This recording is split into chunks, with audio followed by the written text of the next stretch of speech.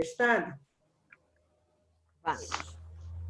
O título 14. Eu vou correr na leitura, gente, porque senão nós vamos ultrapassar muito tempo. É um assunto bem forte, bem polêmico, né? E que requer, assim, mas a gente vai ter que dar uma corridinha. É interessante, esses textos estão bem longos, sabe? Eles já não são curtinhos como os outros livros. Não. Vamos lá. Eutanásia. O que vem ser eutanásia? Né? Acho que todos sabem. É um sistema, né, de abreviar a vida ou de interromper vidas dolorosas, situações de dor, né? É provocar uma morte, é provocar a morte de forma indolor. Né? Vamos lá.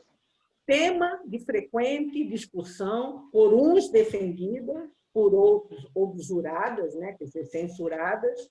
A eutanásia, ou sistema que procura dar morte sem sofrimento a um doente incurável.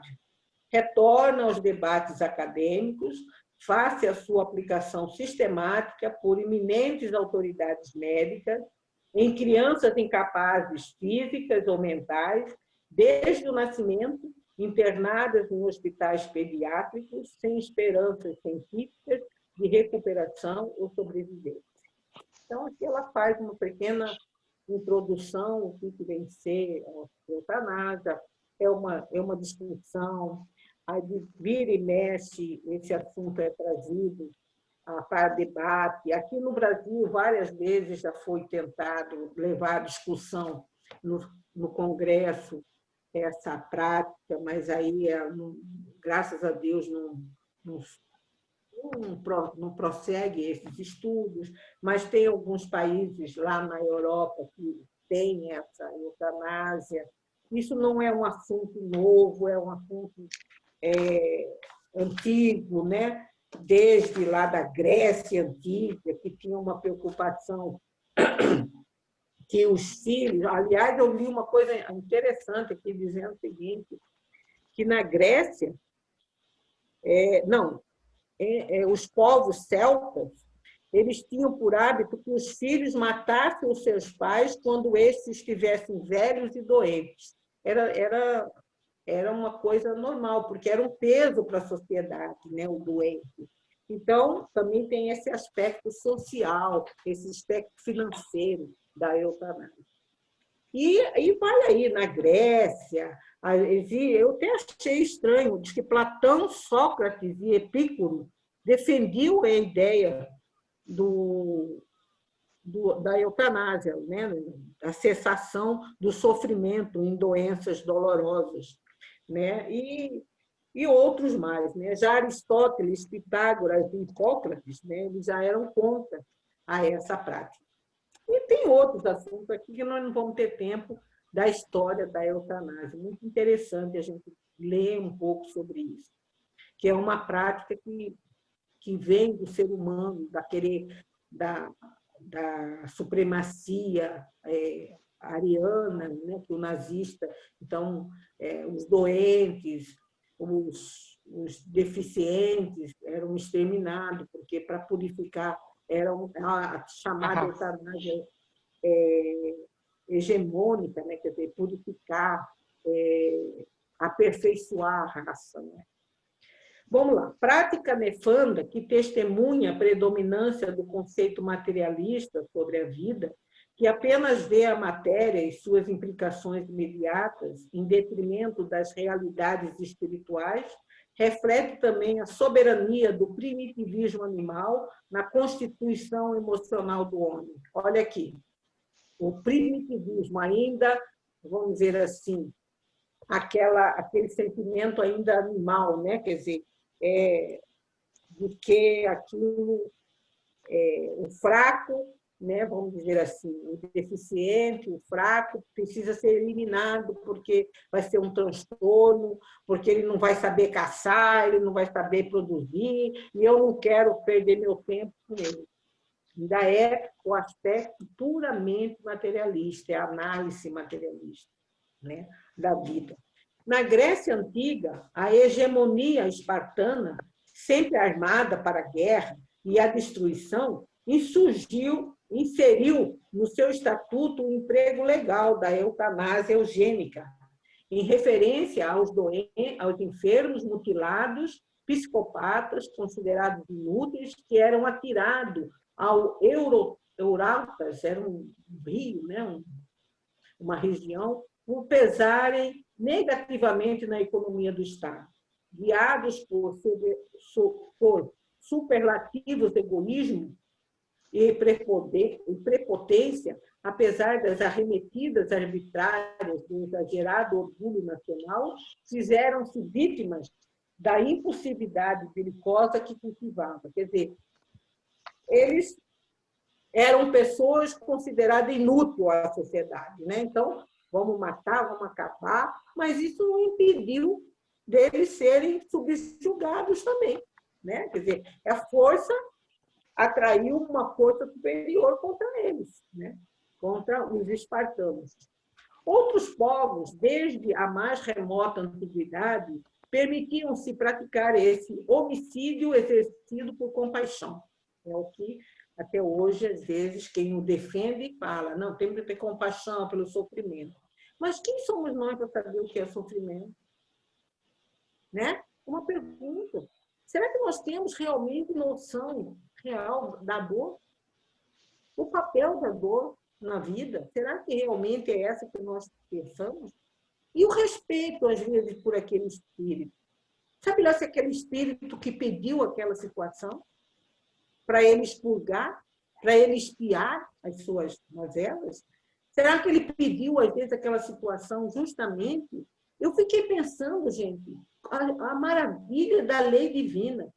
Por exemplo, a gente vê um estuprador, né? Ah, vamos matar, vamos fazer castração química, como a gente escuta. Mas isso aí está resolvendo o problema? O problema está no órgão sexual, está na mente. E esse estuprador hoje, que desperta em nós, às vezes, uma revolta, uma indignação, não poderá ser uma pessoa dessa que vai viver uma situação de deformidade, entendeu? E se não fosse essa situação que ele vem deformado, gera uma compaixão. Aí eu falei, gente, como a lei divina é maravilhosa. Se essa pessoa não tivesse essa oportunidade de vir assim, como que nós íamos olhar para uma criança, poxa, isso aqui foi um estuprador na vida passada, eu que vou amar, vamos me deixar morrer.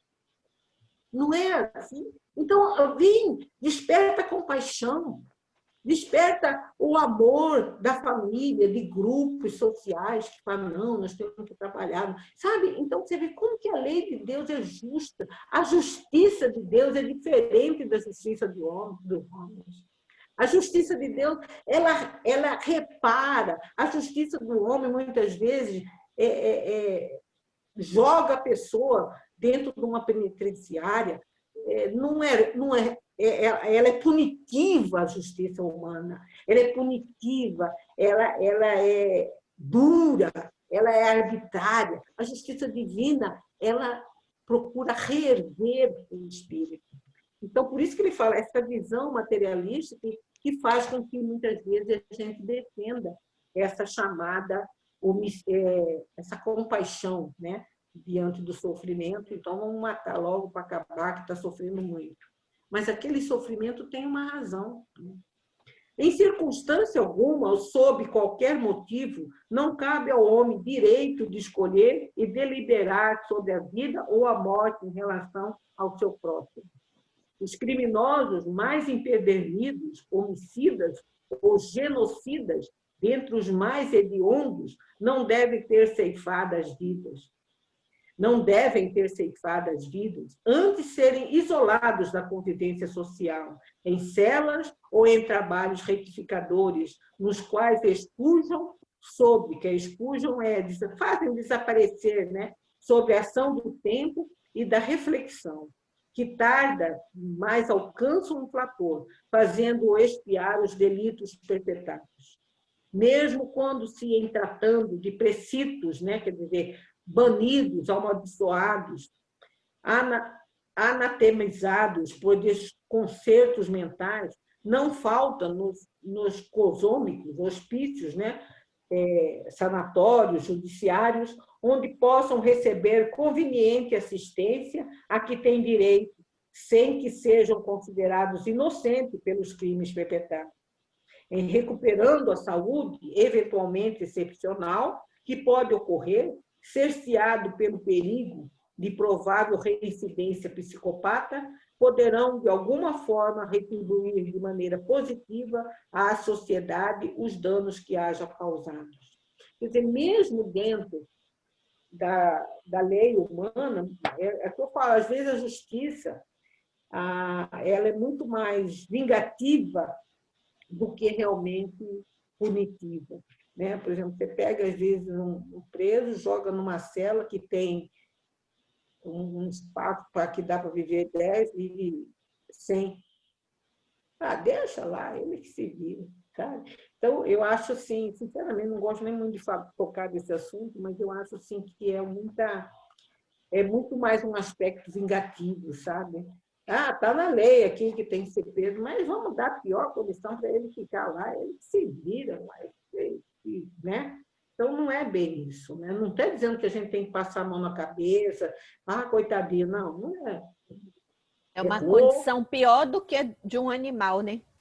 Sim. Ou então, como a gente vê, assim, quando prende um estuprador, coloca lá numa cela junto com aqueles bem perigosos, que é para fazer com ele a mesma coisa que ele fez. Isso é vingança, não é justiça. Sabe? Tudo bem. Nós não estamos dizendo que, então, coitadinho, vamos dar uma cama de primeira, mas não é, né? Não é isso. Bom, vamos lá. No que tange aos enfermos dito irrecuperáveis, convém considerar que doenças ontem detestáveis quanto incuráveis são hoje capítulo superado pelo triunfo de homens sacerdotes da ciência médica, que a enobrecem pelo contributo de suas vidas, oferecem a benefício da humanidade. Então, tem doenças que ontem era considerada incurável que hoje é perfeitamente tratável. Né? Sempre há, pois, possibilidade de amanhã conseguir-se a vitória sobre a enfermidade irreversível de hoje. Diariamente, para esse desiderato, mergulham na carne espíritos missionários que se aprestam a apressar e impulsionar o progresso, realizando descobrimentos e conquistas superiores para a vida, fonte poderosa de esperança e conforto para os que sofrem em nome do Supremo Pai. A vida é uma grande oportunidade que cada um de nós recebemos, né, para a gente continuar essa tarefa. Né? Por que a gente reencarna? Porque a gente precisa da reencarnação. Porque senão a gente continuava vivendo lá no plano espiritual. Nós precisamos dessa volta na carne para a gente refazer. Nós precisamos do esquecimento. Eu sempre me pergunto, será que vocês estariam me ouvindo falar se vocês tivessem tudo que eu já fiz no passado? Será que vocês parariam? Essa Maria, olha a cara dela, já fez isso, já fez aquilo, já fez... A gente não melhora nunca. Né? Então, o esquecimento da carne momentâneo, né? A gente percebe as tendências, né? Pelos gostos que a gente cultiva intimamente, mas, por enquanto, está lá. Então, isso é mais uma oportunidade. Já pensou se a gente pega uma pessoa que está tendo... Porque o que a gente tem que entender que, para quem está vivendo uma situação de doença, de sofrimento muito grande, de um estado até vegetativo, a gente... Para o paciente, para o doente, é uma expiação. E para quem está em redor, é uma provação. Todos que estão envolvidos naquela situação têm uma razão de ser. Cada um está aprimorando um determinado aspecto. O paciente está expiando, está se limpando, está depurando. Né? Talvez surgir no retorno ao mundo espiritual uma outra pessoa, né? Um outro espírito, E quem está em redor tem que provar a paciência, porque cuidar de doente não é fácil, não, é difícil, é complicado. Você vai exercer a paciência, a perseverança, a disciplina, a união, se é uma família. Olha, vamos dividir, cada hora um fica lá. Sabe quem que tem mais condição, quem que não tem. Aquele que não tem, a gente dá o suporte. É um conjunto de pessoas envolvidas naquele processo, com utilidade. Né? Bom, vamos lá.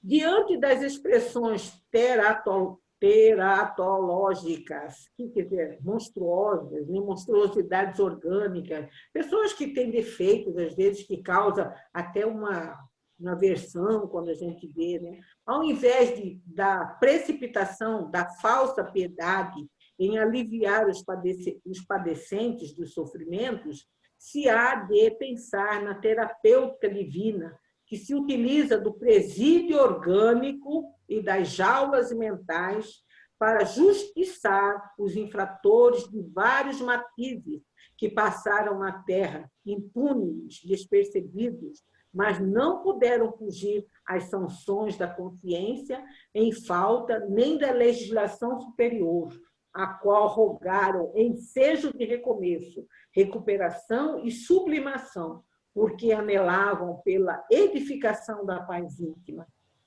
Então, veja aqui, a justiça, o presídio orgânico.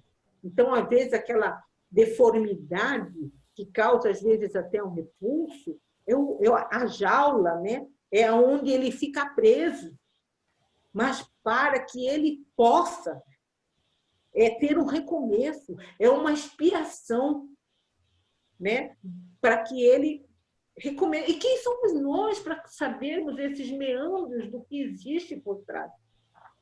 Né? Para a gente, não, está sofrendo muito, é muito feio, causa repulsa, ninguém. Mas tem uma razão de si. Aí aqui ela vai falar muita coisa assim, que é interessante a gente refletir, viu, gente? Esse parágrafo próximo aqui. Suicidas.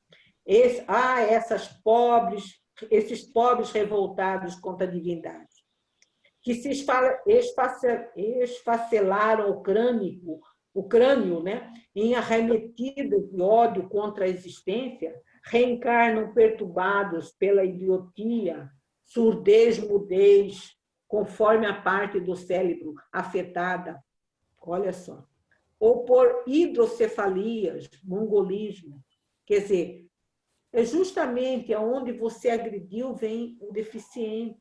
E aí eu fiquei vendo, quando eu vi esse mongolismo, você vê, olha a grandiosidade de Deus. Quer dizer, a pessoa vem num estado que desperta a compaixão. Quem que já leu a história da criação da paz? A paz foi criada por uma mãe, por um grupo de mães, que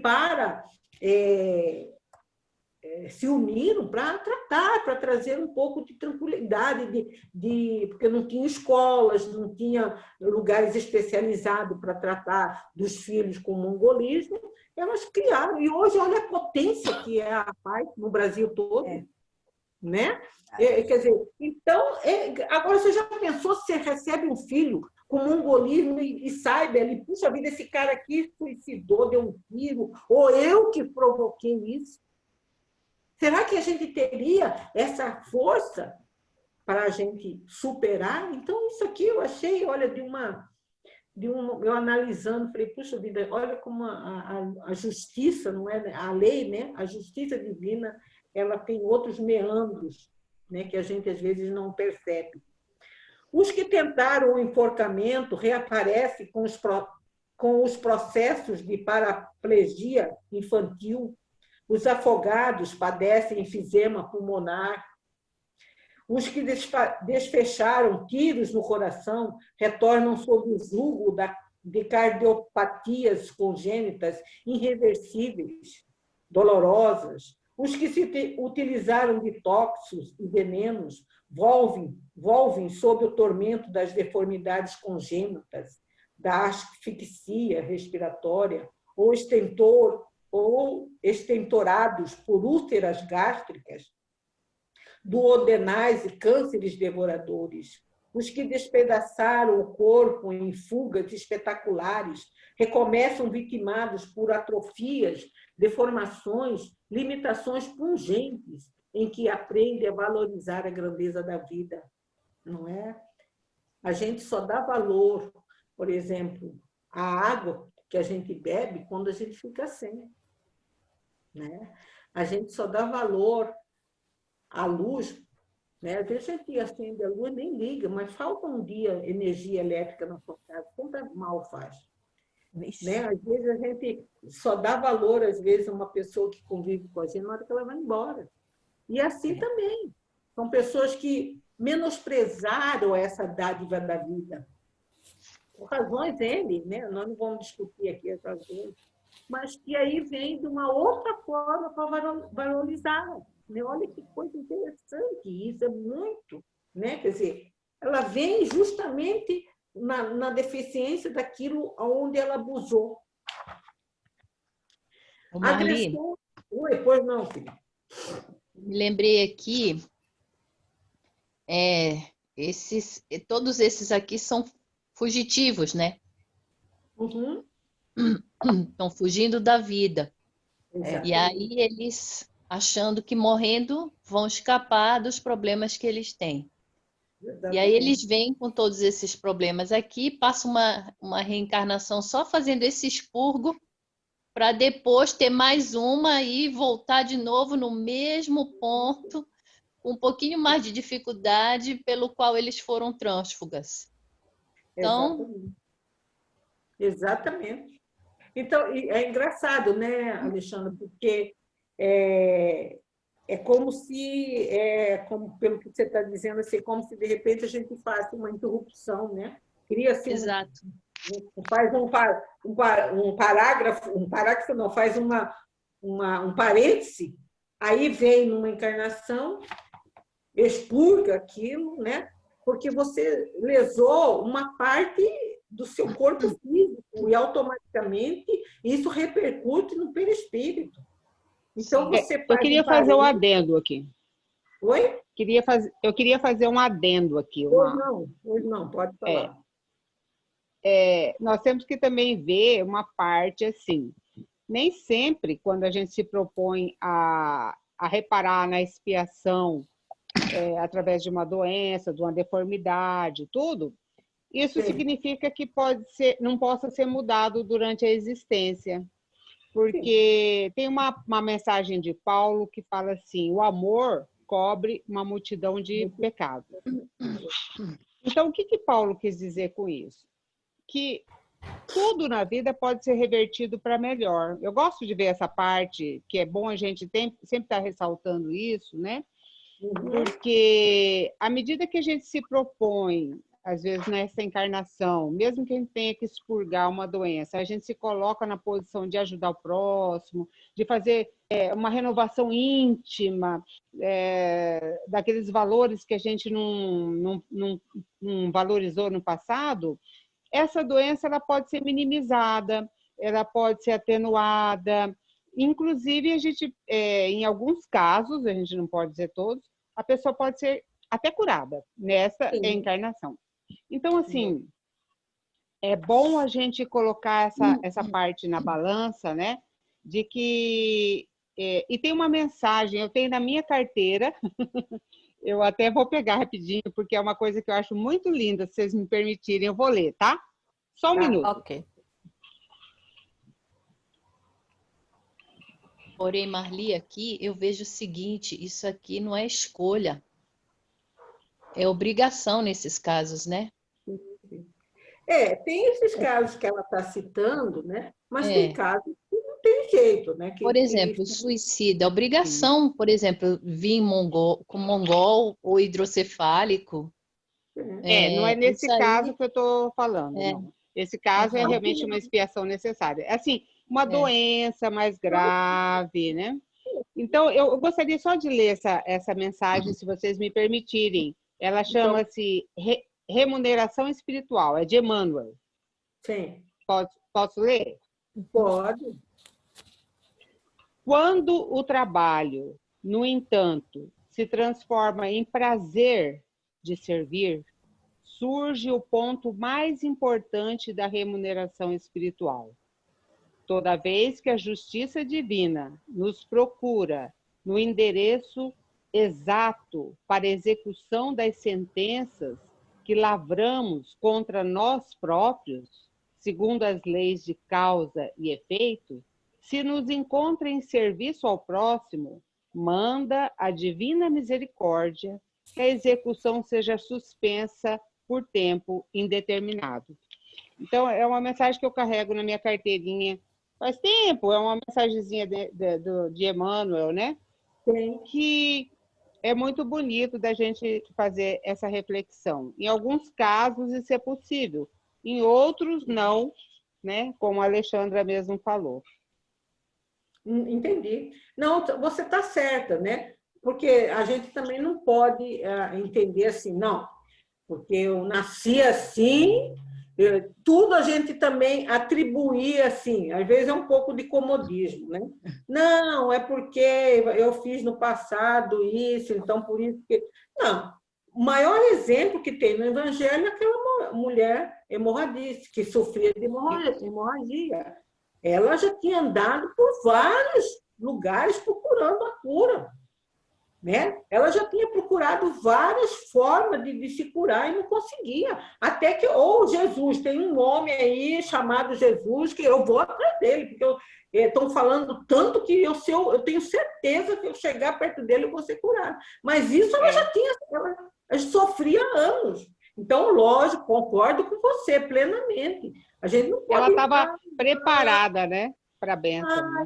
Eu tenho esse problema aqui, é porque é assim mesmo, vai ver que na outra encarnação eu fiz isso. Ué, mas você pode acelerar o passo aqui nessa. Você pode diminuir essas dores e você tem o direito de procurar recursos. Melhorar, né? Melhorar, para mim ter uma vida mais confortável, melhor, assim eu posso agir melhor, eu posso fazer mais coisas, posso ser mais útil, não vou ser um encosto para ninguém, né? Ser um peso para tem assim também a questão de que às vezes você nem vai se curar fisicamente, sim, mas o essencial é a cura da alma, ou seja, não ser aquele doente revoltado, aquele exato, doente que acaba com a vida de todo mundo que está do lado também, né? Verdade. Uhum. Bom, Deise, a gente tem aquela história no Chico Xavier que a pessoa ia perder um braço. Já estava programado isso, né? E aí essa pessoa foi caminhando na vida, foi evoluindo, fazendo a caridade dela. E no momento de perder o braço, ela perdeu um dedo, se não me falha a memória, essa história de Chico. Falange. É verdade. Só a falange que ela perdeu. Então é isso aí. Então, assim, existem pessoas realmente que são esses que é compulsório, né? A expiação é compulsória. Por exemplo, a irmã do Divaldo, que foi uma suicida, veio com expiação compulsória. Nós já devemos ter passado por expiações compulsórias, né? E também tem os que, como você está falando, é certinho isso. Quanto mais nós nos voltarmos às lições de Deus, à caridade, se voltar ao próximo e nos amarmos também, né?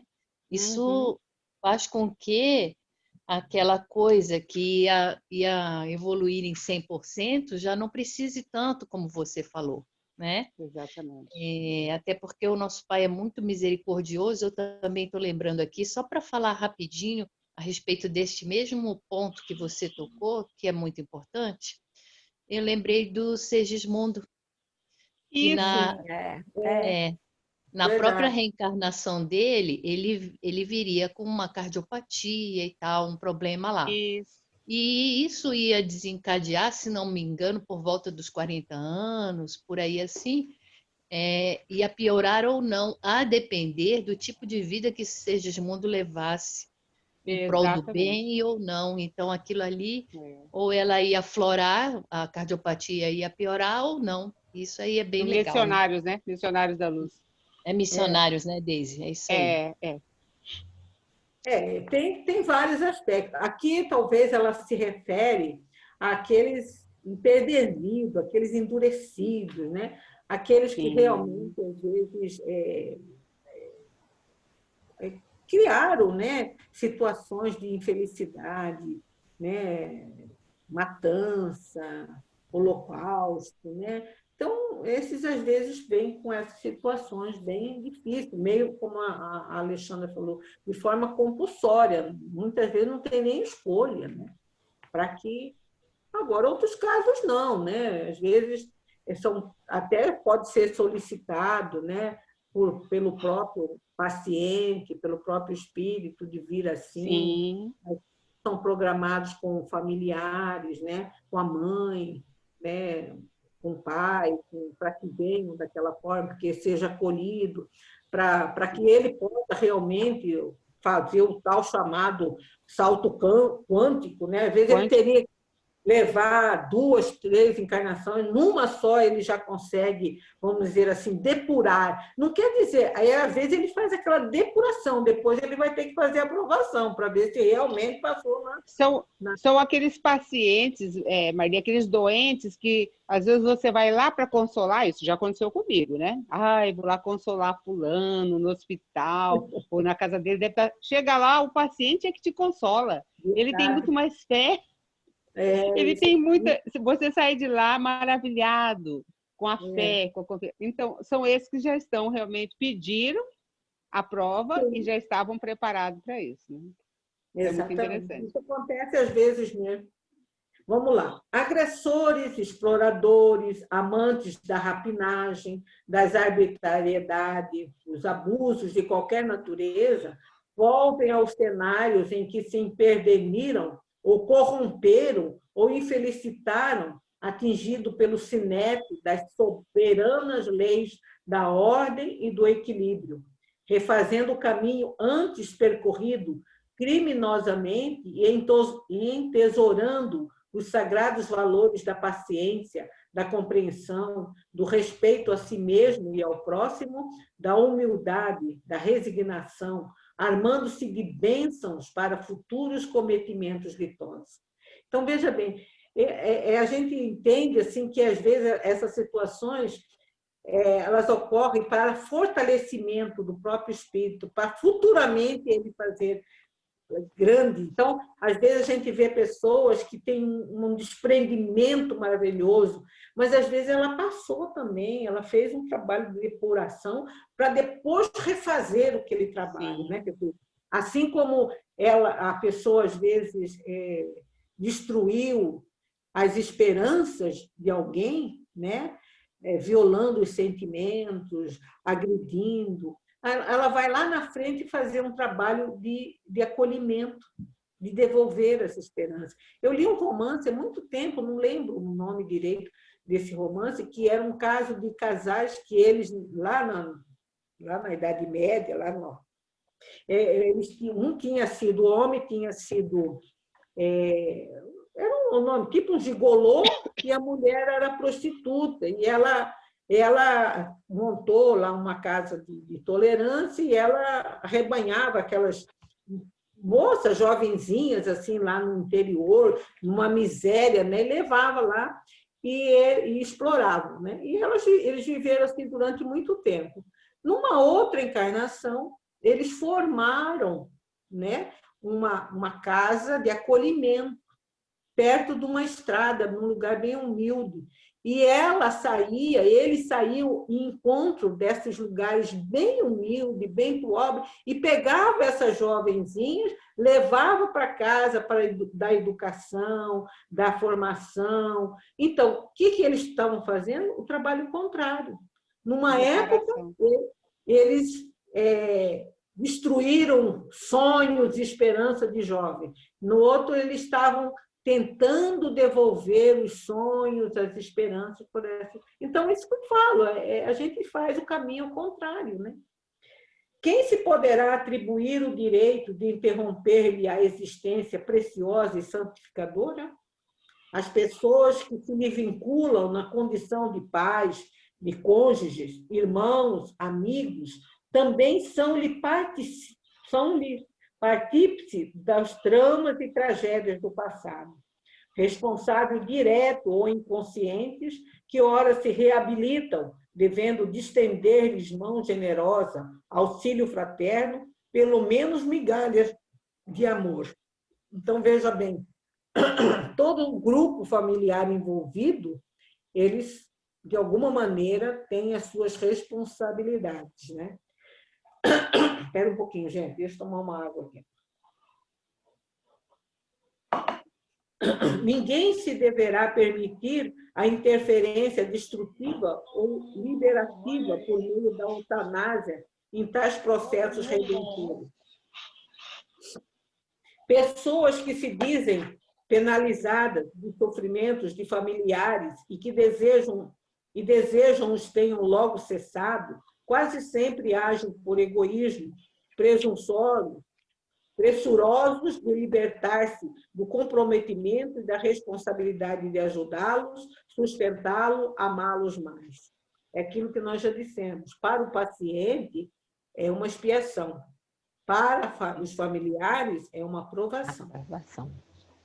Não faltam terapêuticas, médicas e cirúrgicas que podem amenizar a dor, perfeitamente compatíveis com a caridade e a piedade cristãs.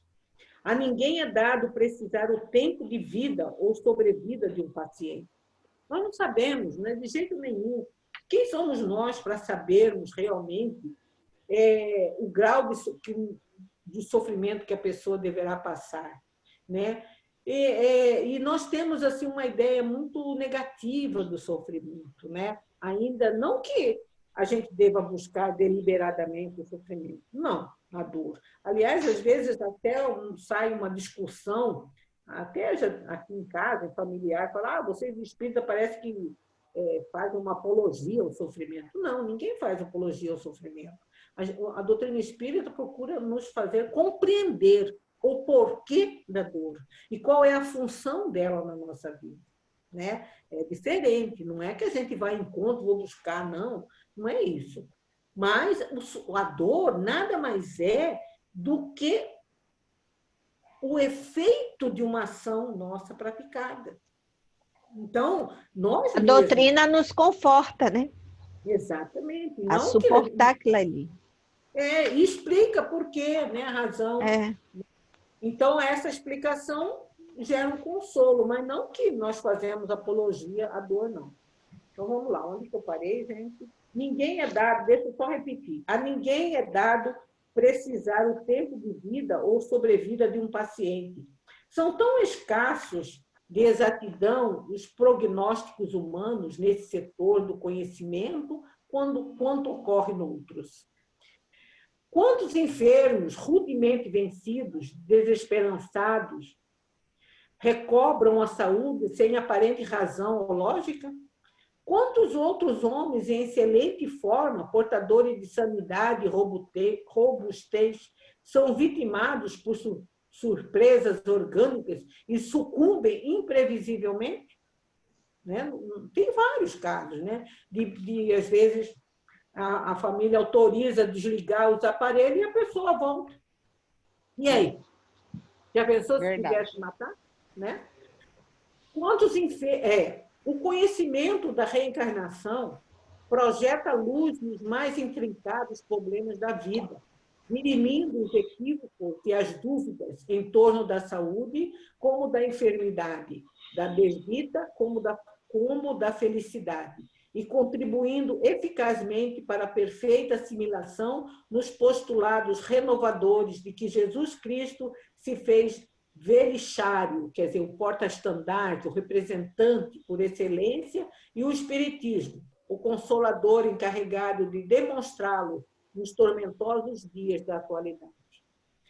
Argumentam, porém, os utilitaristas, que as importâncias despendidas com os pacientes irrecuperáveis poderiam ser utilizadas para pesquisas valiosas ou para impedir-se que homens sadios enfermassem ou para assistir-se convenientemente os que doentes possam ser salvos.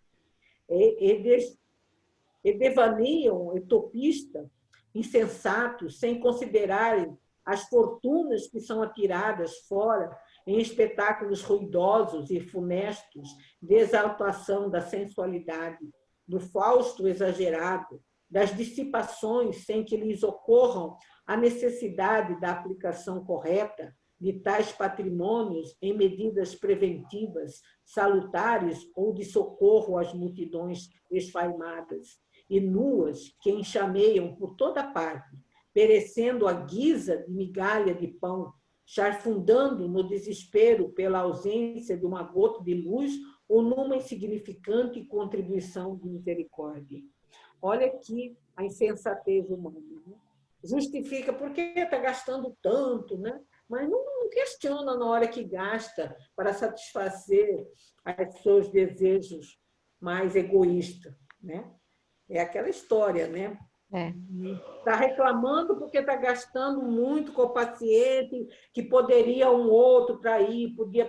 Mas, mais uma vez, a gente chega à conclusão, se critica, se recrimina os efeitos, mas busca lá a causa, vai ver lá por que está acontecendo isso. Né? Então, enquanto aquilo lá é para satisfazer os meus instintos ainda primitivos, pode gastar fortuna com comida, com isso, mas e por que não se preocupa pelo excesso e olha do lado e vê quantos que estão morrendo de fome? Né? É uma reflexão profunda isso aqui. Cada minuto em qualquer vida é, portanto, precioso para o espírito em resgate abençoado. Quantas resoluções nobres, decisões felizes ou atitudes desditosas ocorrem num relance, num momento, penetrando-se o homem de responsabilidade e caridade, pluralizado pela fé religiosa, fundada em fatos da imortalidade, da comunicabilidade e da reencarnação, abominará, em definitivo, a eutanásia, tudo envidando, tudo esforçando para cooperar com seu irmão no justo renascimento, ressarcimento, que a divina justiça lhe outorga para a conquista da paz interior e da renovação. Quer dizer, mais uma vez, aqui a gente vê assim, que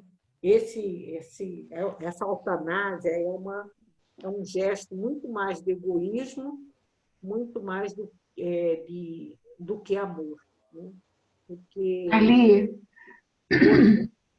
eu coloquei no grupo a cartilha da AM, da Associação Médica Espírita, sobre os cuidados paliativos, que é a ortotonásia, que é como é que a gente pode cuidar sem ferir essa divindade, né, da vida. Sim. E é interessante, eu peguei e coloquei para vocês poderem saber as diferenças. É porque a gente está passando na casa espírita que eu estou, o Sim. maestro ele está no Eucadre, só nos cuidados paliativos. Então, não é eutanásia, é ortotanásia, que é a tentativa, a capelania, né? É haver a visão da família, da pessoa que está doente, pela espiritualidade, pelos cuidados básicos, mas sem fazer com que ele sofra alterações, porque naquele momento ele não adianta ter medicamentos mais. Já passou a etapa, que é a questão, até eu coloquei lá para vocês, é a morte no momento certo. Você vai morrer no momento certo. O meu irmão ficou 15 anos na cama. Ele morreu já tem 3, 4 anos. Aí, então, é interessante isso. Eu vou querer ler. Não, é porque eu coloquei para todo mundo ver, porque disse referência e foi essa semana, no meu grupo lá, a discussão era o que é cuidado paliativo. Cuidado paliativo não é eutanásia, é ortotanásia. Que não tem mais como avançar na cura, né? Então, só dá os medicamentos não se tornam inúteis naquele momento. Então, é desligado o aparelho e a pessoa vai ter a sobrevida do organismo dele. Não é você fazer o suicídio, né? Que a eutanásia é o suicídio acolhido. Assistido, Então, eu só coloquei, porque vocês vão ver lá, eu mandei 2 coisas, sobre esse mesmo assunto, para a gente poder, se alguém questionar, para a gente saber o que é. Interessante, Margarete. Então vocês dão uma olhada no grupinho depois, e cada uma tem seu trabalho, tá bom? Adorei. Os cuidados, Marli, cuidados paliativos, assim, igual a Margarete falou, né? A pessoa vai falecer. Só que é o inverso, né? A tentativa é de que faleça com conforto, entendeu? Isso. Eles dão medicação para dor, eles dão oxigênio-terapia. Então, assim, vai falecer? Vai, mas os médicos com esses cuidados paliativos, eles tentam trazer o máximo de conforto para o paciente no momento da morte. É com o mínimo de sofrimento, né? Exato, é isso. É minimizar o sofrimento. Então, a gente poderia dizer até que é um gesto de caridade, né? Uma paixão. Sim. É um gesto de caridade, porque não é um abreviamento, não é, por exemplo, já promover imediatamente a morte, mas, vamos dizer assim, levar aquela morte no tempo necessário, mas de uma forma mais suave. Né?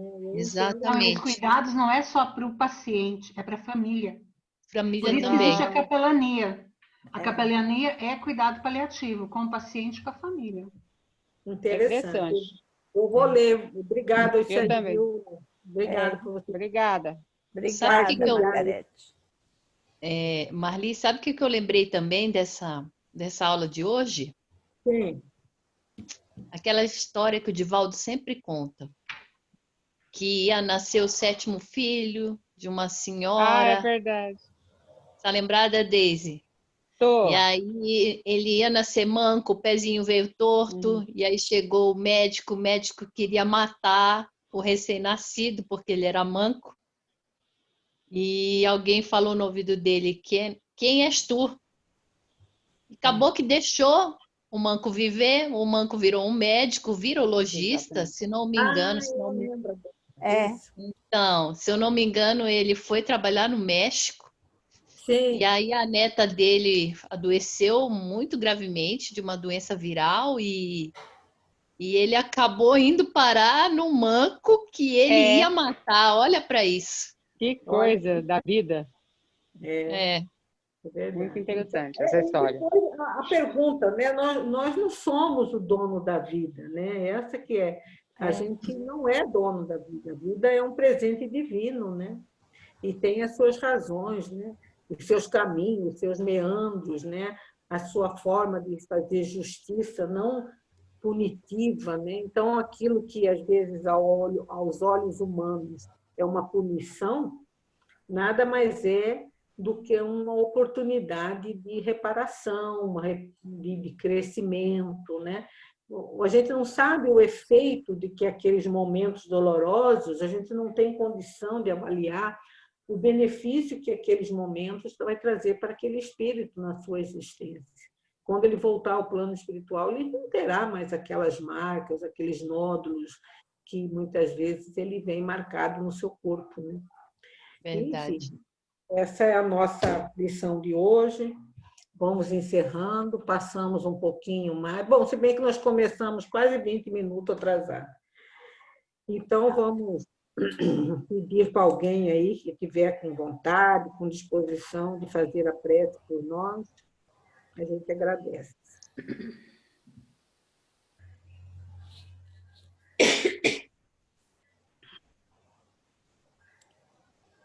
Vou fazer hoje, tá, gente?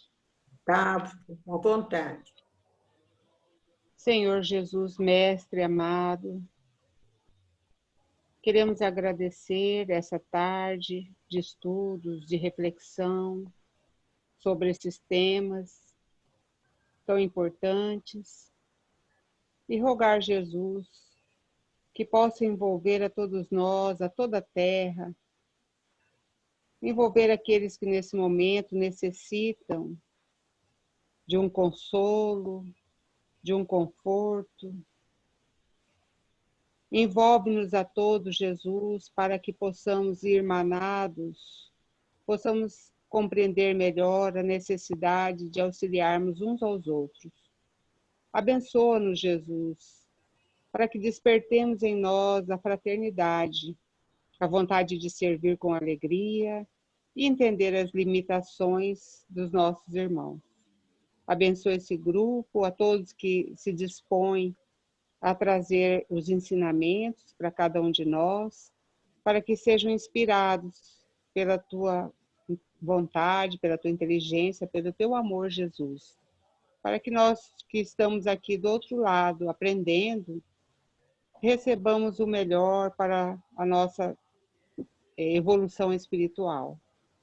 Agradecemos por essa tarde maravilhosa, por esse dia, pelas bênçãos da alegria e pelas provas que não podem ser afastadas de nossas vidas, a fim de que possamos, com elas, evoluir, melhorar e daqui para o plano espiritual entrarmos numa condição melhor. Por tudo te agradecemos, Jesus, hoje, agora e sempre. Que assim seja. Graças a Deus. Ótimo. Obrigada, Marli. Ei, gente. Tchau. Obrigada, Saudade, Marli. Simone. Gente, obrigada. Um beijo para todos. Beijo.